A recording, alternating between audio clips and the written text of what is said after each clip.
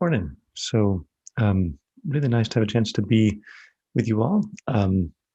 It's My wife told me that it's a holiday, big major holiday in Korea. This full moon, this first full moon, in well, what is January for them according to their calendar. So happy, I forget how to pronounce it again, day. So I do that. I'll learn a few phrases and then Wait a forget minute, them very you said quickly. your wife was Kuwait? Korean, yeah, What's that? Korean from Korea. Korean. Sorry, I'm sorry. Hey, morning. The It's funny thinking about the mixing of all of these different cultures. Online, so much access to different points of view, and even I was pondering this morning about the cross pollination. Back 2,000 years ago between different religions. Christianity and Hinduism, and Buddhism and Greek thought and so forth, and the storytelling that went on, right? How people hear stories, and then they often, historically, religion partly was a way of telling stories, telling practical stories that were useful, giving a moral lesson, giving some history and so forth. But it's funny, these days, now we have access to video recordings of everything, infinite amount of information, but people can still spin things in such dramatically different ways, right? So because we can have such different opinions on things, it's sometimes hard to figure out where to find common ground. So I wanted to talk a little bit about one way of using meditation, using breathing meditation in particular, and getting connected with our body as a way of finding common ground with others, as a way of sort of developing some sense of unity, recognizing that we're all basically operating under the same conditions. So what I'll do is I'll guide us in the meditation again, and I'll put some particular attention to bringing our attention to our heart as we go into meditation. Now, there's something quite special about our heartbeat sustaining us, our breath sustaining us. There's a lot going on down here, and as our mental activity settles down, or as sort of our thinking settles down, it's a little easier to get plugged into that sense of the body. Okay, so to get started just with some meditation, our job is just to reboot a bit. And we start with a deep breath in and out.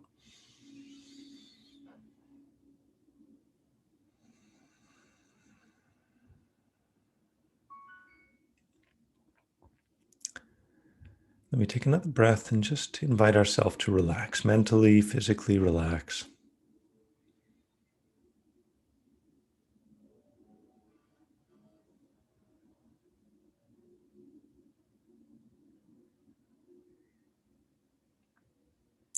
And then with the third breath, we ask ourselves, what is important right now?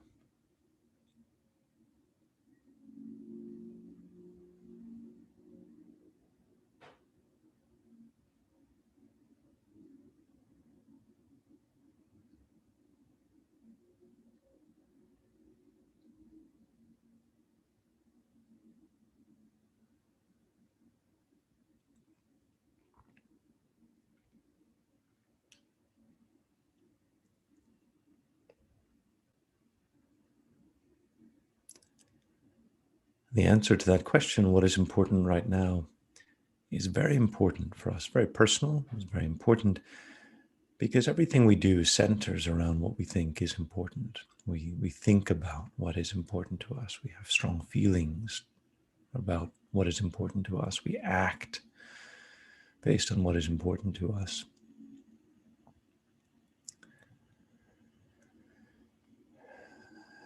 And so we can put some increased importance for this short time on allowing yourself to become calm, still. And we can think of this analogy I shared recently where each of our senses is like an animal. It's tied together. But of course, the strongest animal will always drag the others off in whatever direction it wants. So if our visual awareness is strongest, it will drag us off. You could imagine maybe an eagle very focused on their visual awareness. If our sense of smell is strongest, like maybe a dog, being dragged off by our sense of smell. But for humans, often our thinking, our mental awareness is the strongest. We get dragged off into planning, remembering, plotting, thinking. So now is our chance to rebalance this a bit by focusing on our bodily awareness, our sense of physical sensation, to begin to counterbalance this strong energy from our thinking mind.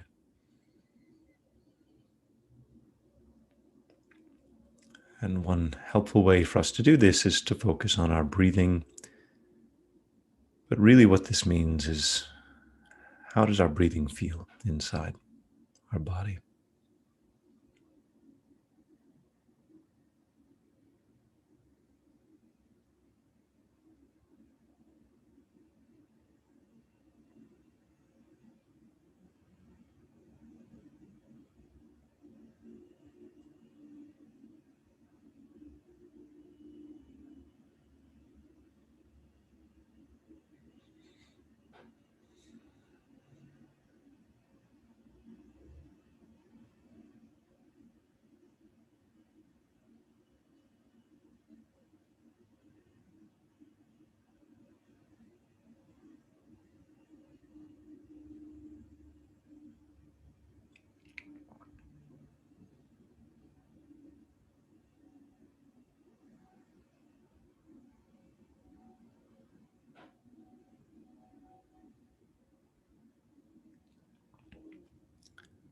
Paying attention is also a way of paying respect.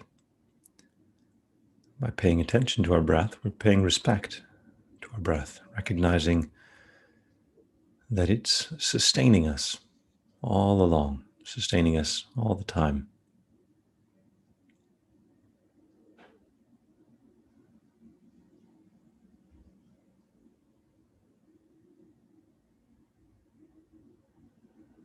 It deserves some respect, appreciation.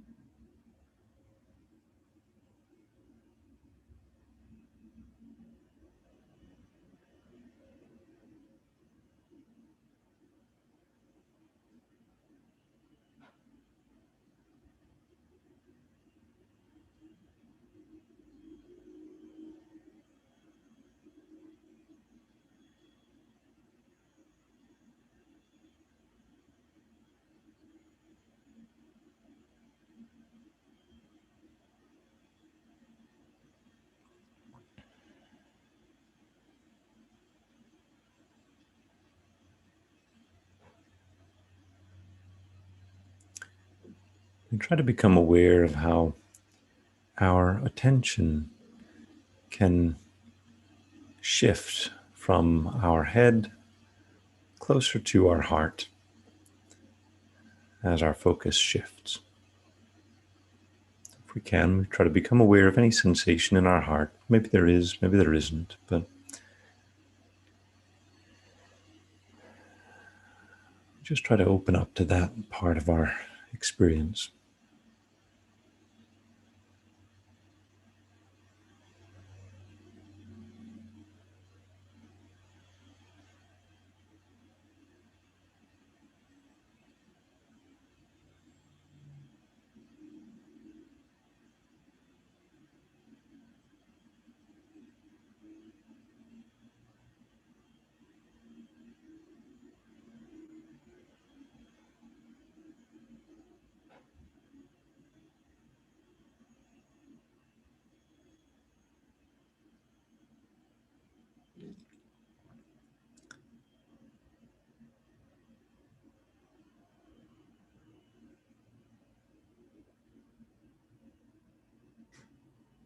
If we notice our breathing slowing down or getting deeper, settling in, we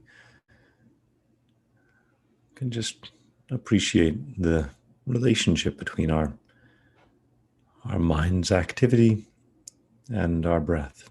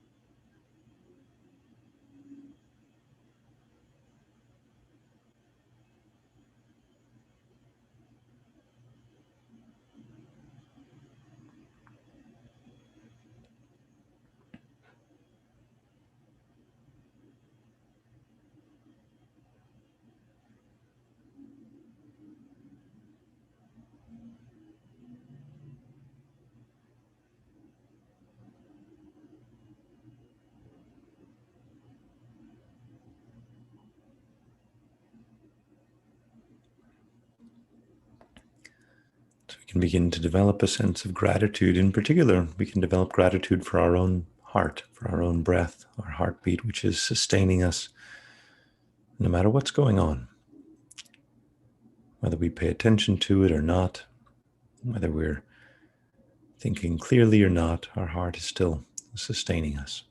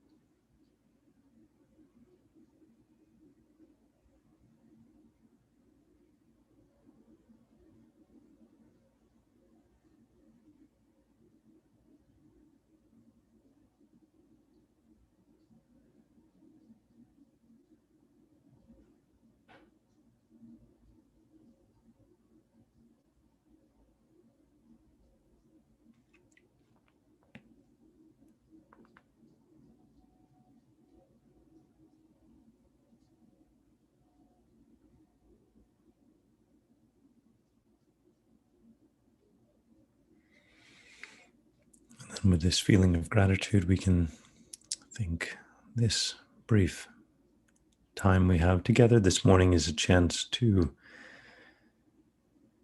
build our good qualities, strengthen our intention and attention, build our inner peace and wisdom. We can think, may this time together be a powerful foundation for the rest of our lives, building our capacity to remain peaceful in difficult situations.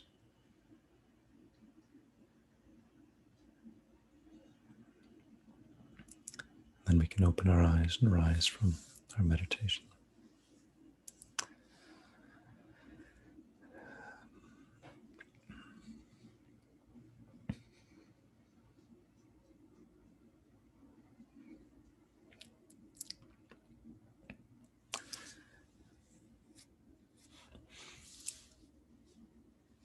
So I mentioned briefly earlier about how about religious teachings and how they evolved originally and cross-pollinated with each other a little bit. And in most religious traditions, there are, they rely upon scriptures, like scriptural teaching, like this is the authentic teaching. But early on, generally, they weren't written down, and there are sort of varying levels of confidence in the historical authenticity of the different documents. Most religious traditions have, a variety of stories, sort of different levels of, maybe historical reliability. But it was helpful. It's helpful for me to think about the importance of storytelling, and that a lot of these traditional scriptures, they're telling a story. They're trying to convey a meaning and a message, and they use some historical elements to explain a particular point. But as I said earlier, even today, where we have video records of events, you can have people tell totally different stories around the same event. Like you can't really debate too much about the facts, but you can tell stories about the intention and the circumstance, and it gets into what's important and what's valuable. And so the storytelling aspect of things,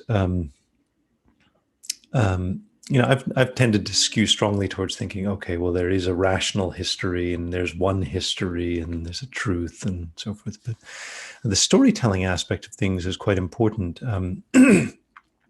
partly because the storytelling aspect of things gets to what's important, like this question of what's valuable, what's not valuable, and that honestly that changes different, even even different times of the day. Like, how valuable is a glass of water? Well, it depends on how thirsty you are. So your circumstances can change the value of things. And, even in an organization, even in an organization, there are things that are done to bring everybody together to try to generate common values, company values or organizational values or ethical points, but also to build respect for particular people, particular leaders within that organization, and so forth. They're given more of a more of a platform, more respect, more eyes turning to them, and so forth, because it helps to create a kind of a harmony between the organization. If everybody has respect for one leader who everybody agrees and everybody likes, and so forth, then the organization will move very harmoniously, right? Everybody will follow the instructions, and from a practical point of view, that's very is very important, to try to get some degree of harmony, right? And harmony really comes from respect and admiration in the most basic sense. Like when we think about a leader in an organization, I remember seeing some study about chimpanzees or something looking at their alpha as often as 10 times per minute, right? There's just this natural looking, checking. Are we okay? Am I on track? Am I accepted? And there's this natural instinctive part of our mind that that has admiration and respect. On some, although our feelings towards our parents are very complex, there's always a degree of respect, right? Even awe and so forth for our parents. When we're a little child, right? We respect older kids. I remember, emulating all the teenagers as the coolest kids ever, and all I had to do was get to be a teenager, and then all my problems of being in elementary school would be over. And little did I know, of course, how many problems they were experiencing. But there's this natural part of our mind that admires others. We look to other people as sources of admiration. But of course, our world is complex. People have many different motivations and circumstances, and so it's very fractured, right? And you have these big fragmented groups, political divisions or religious divisions, or even within a company, you've got strong, powerful personalities that may not always be in harmony with one another, and a lot of conflict. And um,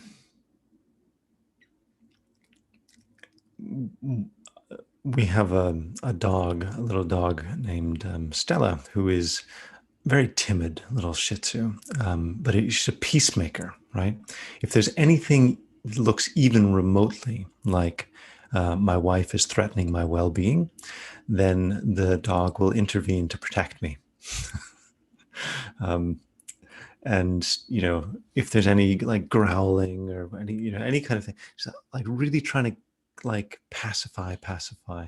And I think my personality is quite like that as well. Like, I'm not a big fan of disharmony. I'm like, okay, let's all sort of get along and agree on some common points, and no need for fighting. Let's figure out and that's a very useful, that's a very useful to have in a pack, right? If you're a pack of dogs, you want some peacemakers in there and keep the pack together and keep everybody harmonious. And pack of humans, you want the same kind of thing.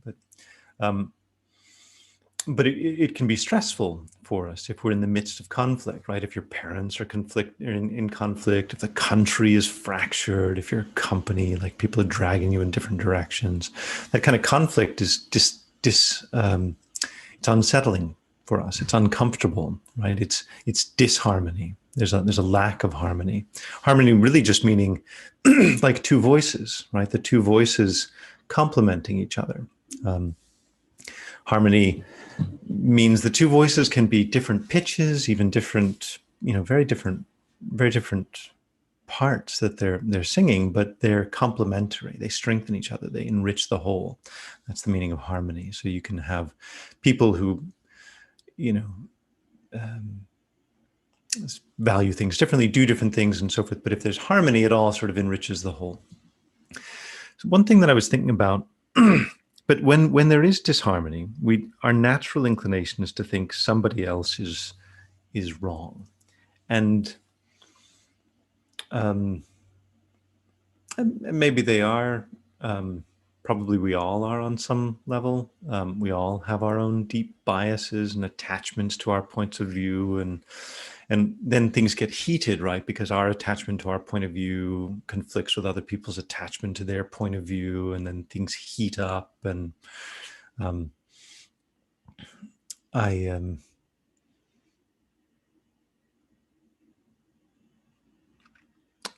I notice it strongly in myself, right? As I get really strong opinions and I feel like I'm coming in conflict with others, my inner dialogue becomes like, I'll say there's more profanity in my inner dialogue now than there was 7 years ago when I was a monk.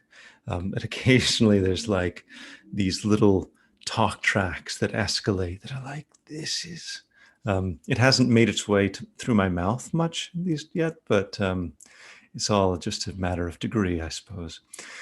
But, there's these, our mind can get really unsettled, right? And it can disturb our inner peace and even disturb our happiness and cause us stress. We can internalize some of that stress, these conflicting viewpoints, this tension. Should I do this? Should I do that? I should do this, but I'll be a bad person if I do that. And so we can even find ourselves with these conflicts being totally internalized, where part of us feels like we have to do something and another part of us feels like we're a bad person if we do it. And so we end up with a lot of this inner tension, right? Not just external tension, but internal tension. One of the things I've been pondering recently is how incredibly similar my reactions and responses are to the reactions and responses of people that I feel are being unreasonable and controlled by their emotions. Like, I sometimes have to debate with people who I feel are being unreasonable and not listening well and are controlled by their emotions. And then I find myself getting very emotional and unreasonable and not listening to them. And then I'm like, wait a second. I think I'm exactly the same as all these other people. And it's very uncomfortable, right? It's very humbling to open yourself to the possibility that I might not be a totally rational person is a little uncomfortable. To open myself to the possibility that I probably don't listen as well as I should is a bit uncomfortable, right? that I may be biased in various ways. All of those things are a bit uncomfortable because we like to be right. We like to be good. We like to be right, and there can be some what they call cognitive dissonance, right? Cognitive dissonance in our mind. Like, I'm supposed to be a good person. I don't think these are the responses of the person that I want to be. And so that itself is stressful and can be disheartening for us and throw us off. So one thing I've been reflecting on is whether you are a peaceful and wise person or a deluded and self-centered person, um, your heart and your breath is kind of sustaining you regardless. And your heart has this job of just kind of pumping blood. Whether you're making good decisions or bad decisions, your heart just kind of does its job. And your breath the same, right? Like there are these deep parts of our body that whether we're a good person or a bad person, whether we're making good decisions or bad decisions, whether we're emotionally balanced or imbalanced, there's a huge part of our body that's just kind of keeping things going. And there's an incredible, I don't know if you're comfortable framing it this way or not, but almost a generosity, right? It's like our body is just selfless in a sense, right? It's looking after us. It's looking after everybody. It doesn't really care whether we're a good person or a famous person or successful person. None of that stuff matters, right?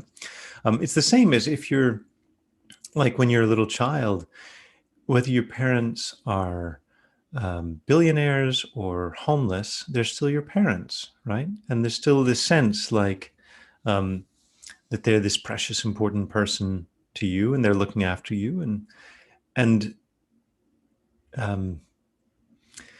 so the reason I mention this is just there is a need, I think, for us to have to deepen our respect for our own body that's sustaining us.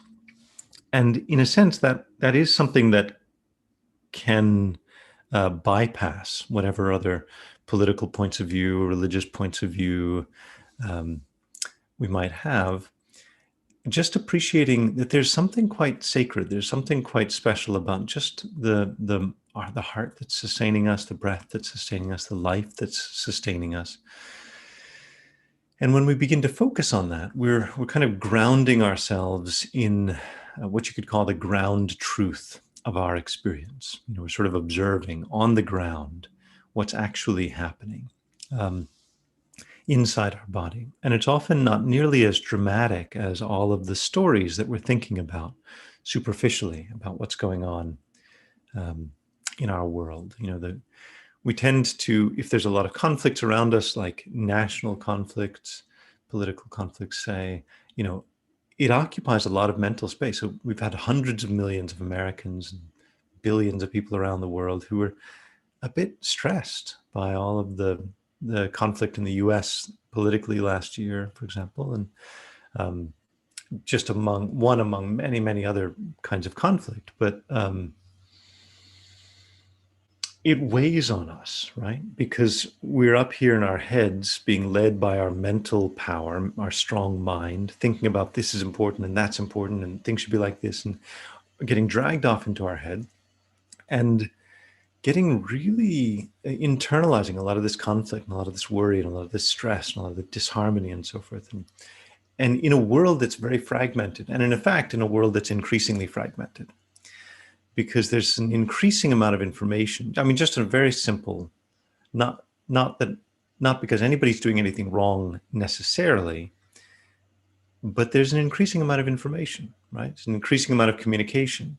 There's an increasing amount of different cultures coming together, different motivations, different circumstances. And stories are being, it feels to me at least, new stories are being created faster and faster and faster, right? If you think about the ways in which stories were passed down in 2,000, 2,500 years ago in religious traditions, there's a fairly small number of stories. They accumulate fairly slowly. You tell the same stories over and over again. Some people are better storytellers than others, but it's not an overwhelming number of stories you've got to keep track of and make sense of. But these days, if you go through social media,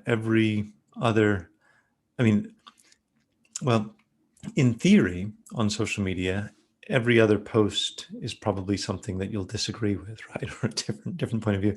But I think what we've seen, I think, is social media companies tuning the feed to be things that we like and we feel harmonious with. And so it's an interesting thing that they're tuning the algorithms to what gets us to spend more time on the platform. And what gets us to spend more time on the platform is, interesting points of view that kind of align with our own. And so in a sense, those algorithms are being tuned to our craving for harmony, right? We want to log into social media and see a harmonious set of threads as people think like us and giving us new ideas and new ammunition to argue against the people we don't like. And because we crave harmony. We crave harmony as a society. We like my little dog Stella, right? She's a peacemaker. We all want sort of harmonious environment. Can't everybody get along in some sense? But we can find there is a commonality. In fact, at some level, you can even forget who you are when you're meditating.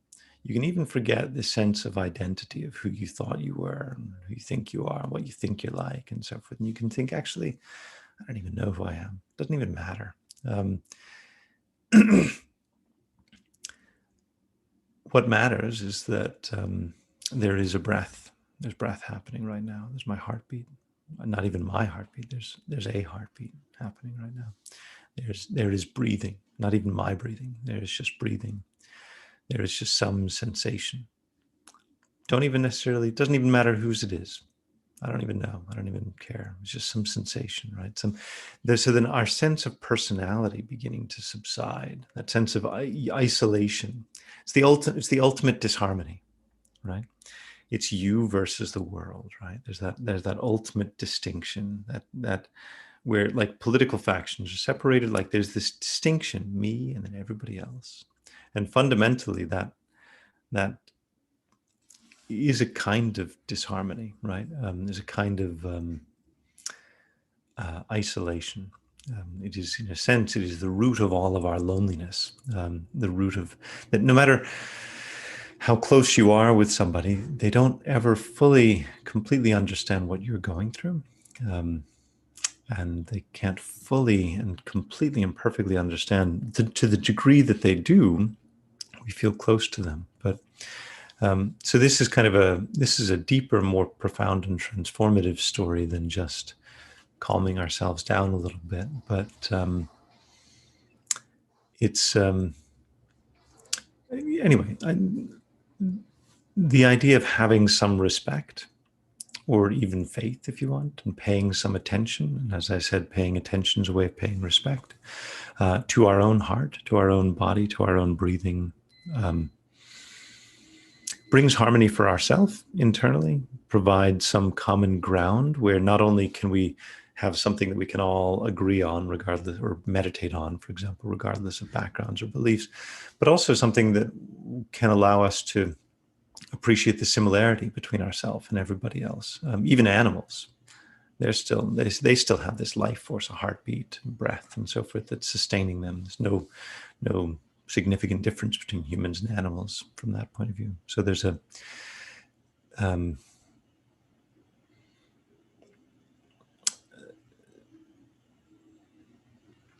this transitions into subjects where you can start to use very lofty language, a cosmic sense of unity and being one with all living beings and so forth. And the point is that for people who have an experience like that, those are the best words that they could find to describe it. Like, I just had some cosmic sense of unity. Like, words maybe struggle, and words are maybe a little clumsy to try to describe what you're experiencing if you have some some very transformative state like that. But just because other people,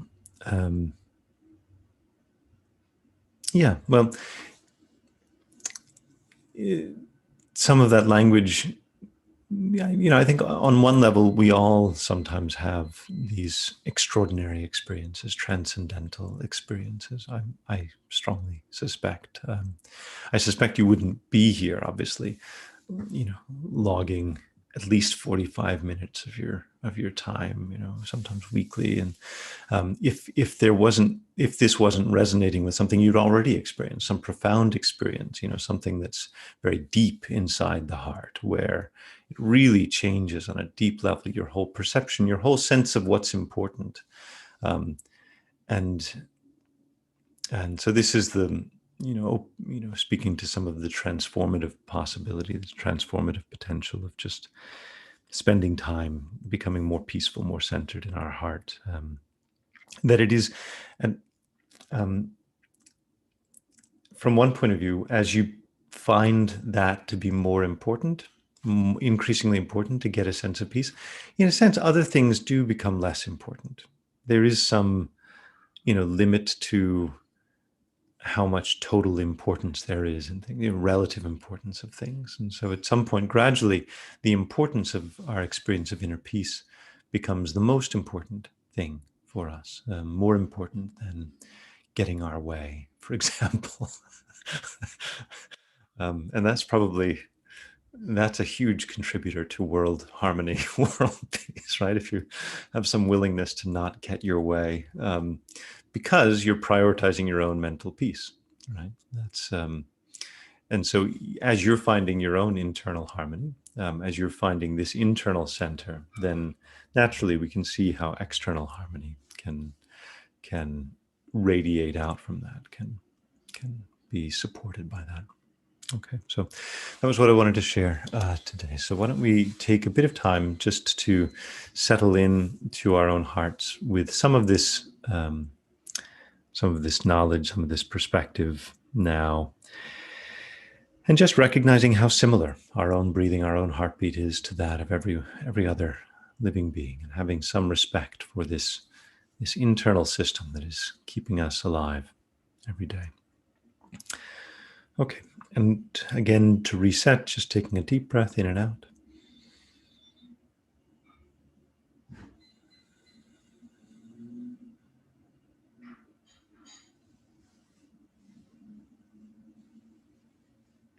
Another deep breath, inviting ourselves to relax, which literally just means no need to keep fighting against ourselves.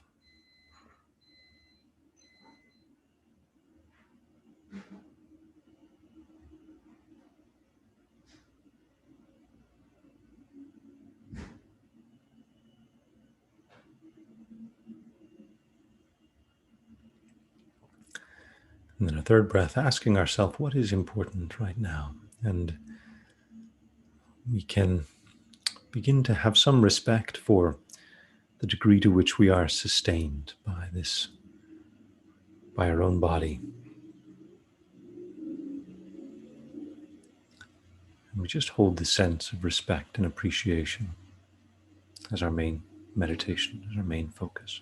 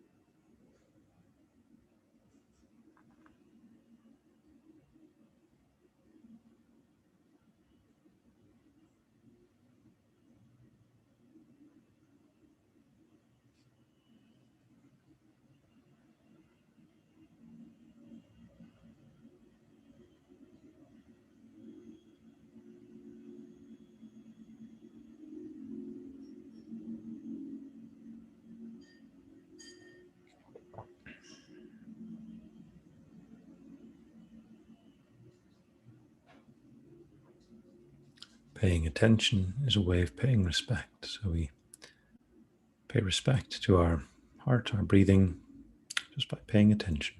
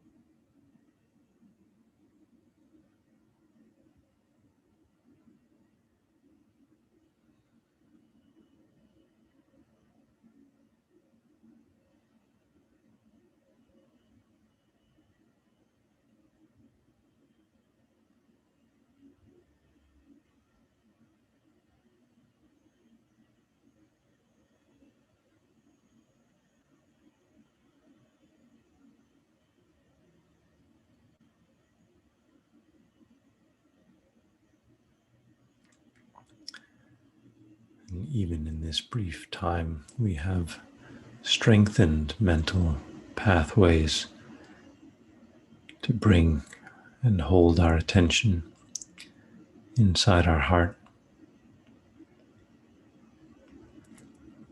And these pathways are like the seeds or the beginning of the foundation for strong mental habits.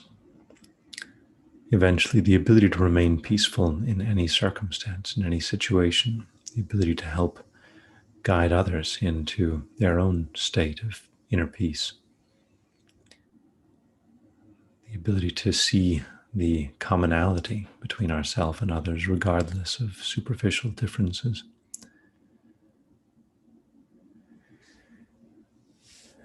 And in this way, the ability to help bring peace to everyone that we encounter. This is the potential that we're nurturing here.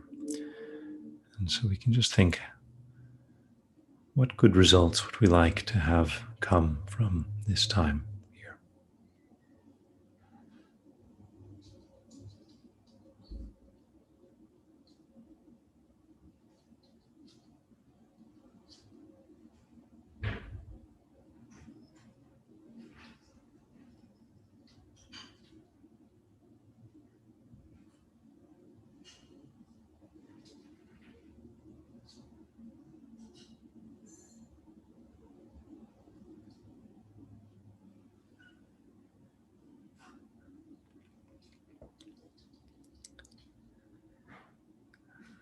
And then we can open our eyes and arise from our meditation.